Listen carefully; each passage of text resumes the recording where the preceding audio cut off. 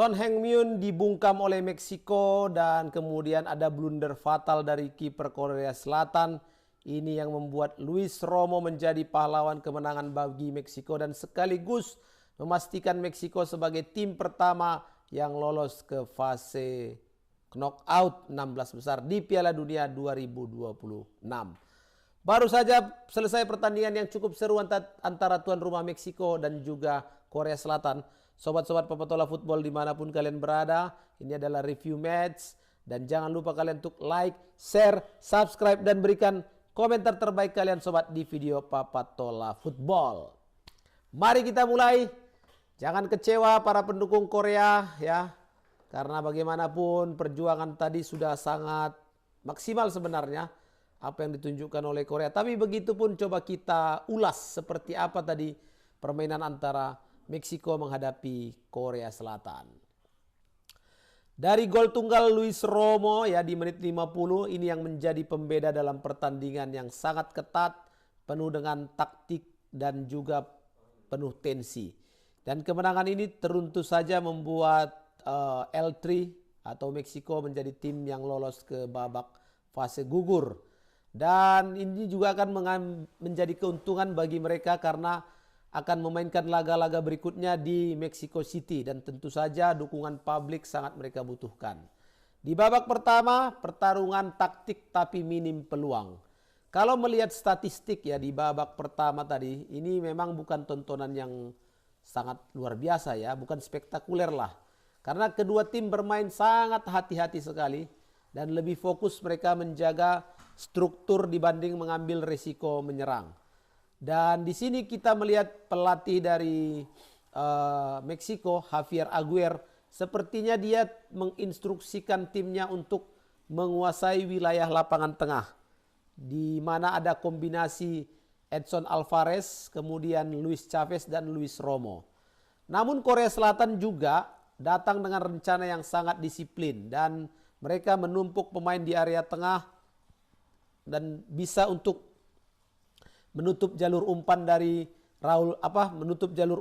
pemain Meksiko ke Raul Jimenez. Dan ini membuat pemain-pemain Meksiko terpaksa harus memainkan bola ke sisi lapangan.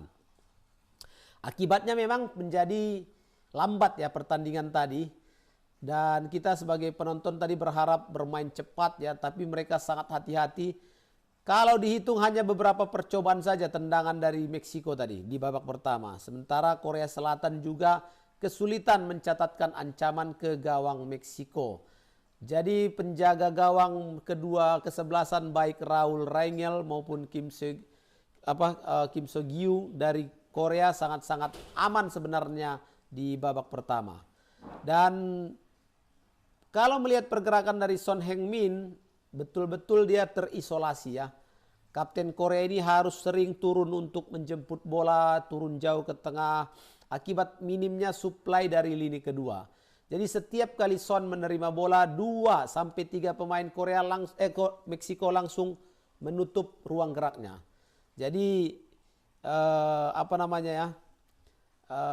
di babak pertama skor 0-0 itu sebetulnya pendukung Meksiko pun juga kecewa ya. Mereka juga tidak puas dengan tidak adanya gol di babak pertama. Tapi kemudian disinilah kejelian dari pelatih Meksiko Aguirre. Dia merubah intensitas dan membuat Meksiko langsung bisa menghukum kesalahan dari Korea Selatan. Jadi perubahannya itu terjadi setelah turun minum di mana tempo langsung dimainkan dengan tinggi. Meksiko mulai menekan dan secara agresif menyerang area penalti Korea Selatan.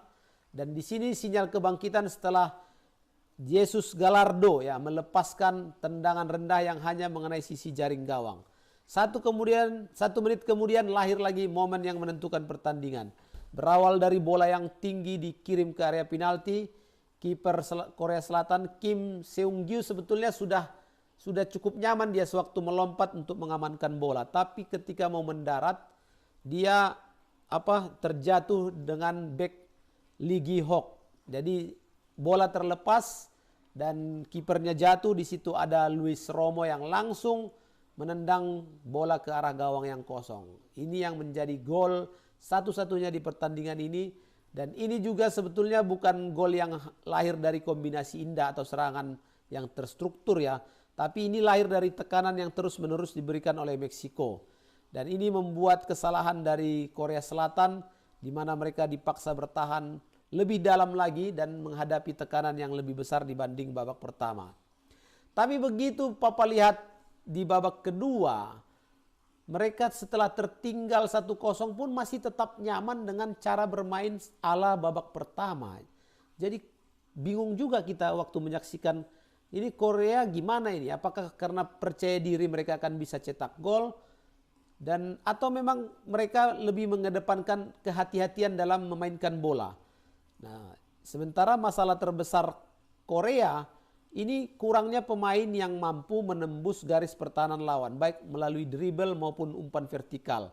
Jadi akhirnya bola berputar-putar di luar kotak penalti dan di lini tengah. Sama sekali tidak terlalu banyak peluang yang benar-benar menjadi ancaman gol yang bisa diciptakan oleh Korea Selatan di babak kedua. Nah, pergantian Son Heung-mi, Seong Heung-min dan Lee Jae-sung di babak kedua, nah ini juga menunjukkan bahwa pelatih Korea ingin mencari pendekatan yang berbeda dan memasukkan Hwang Wi-chan dan Oh Hyun-gyu. Dan ini baru kelihatan khususnya Oh Hyun-gyu ya, pemain nomor 9. Ini benar-benar memberi tekanan di menit-menit akhir pertandingan. Peluang emas ada bagi kedua tim ya. Selain gol dari Luis Romo di menit 50, ada tendangan Gallardo, ada peluang emas Raul Jimenez yang digagalkan penyelamatan luar biasa Kim Seung, dan juga satu tendangan keras dari luar kotak penalti tadi dari pemain nomor 18, tapi bisa diblok oleh penjaga gawang Korea Selatan. Nah, kalau Korea Selatan bayangkan mereka dapat tendangan sudut yang bertubi-tubi ya. Kemudian juga peluang Cho Gyung-sung dari jarak dekat, rebound Yang Hyun-jun yang nyaris menyamakan skor. Tapi memang mereka harus berhadapan dengan aksi heroik penjaga gawang Meksiko Raul Rengel.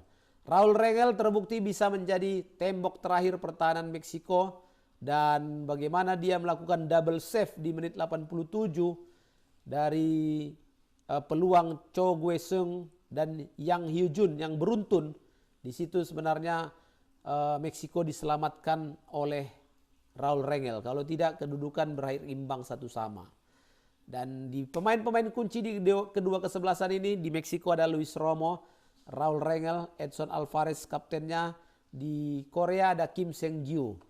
Jadi secara analisa taktikal, struktur pertahanan Meksiko ini menjadi poin kemenangan Meksiko ya.